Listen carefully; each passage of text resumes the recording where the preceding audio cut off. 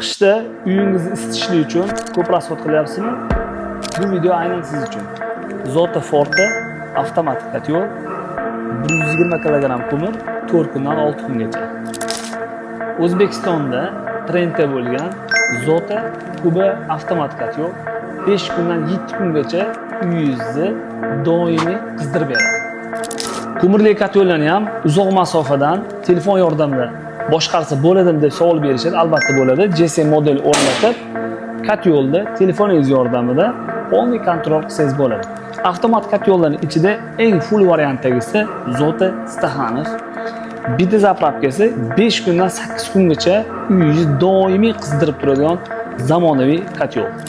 Agar bu videomiz sizga foydali bo'lib, shu yergacha ko'rgan bo'lsangiz, sahifamizga obuna bo'lib qo'ying, chunki siz bilan boshqa ko'rishmasligimiz mumkin.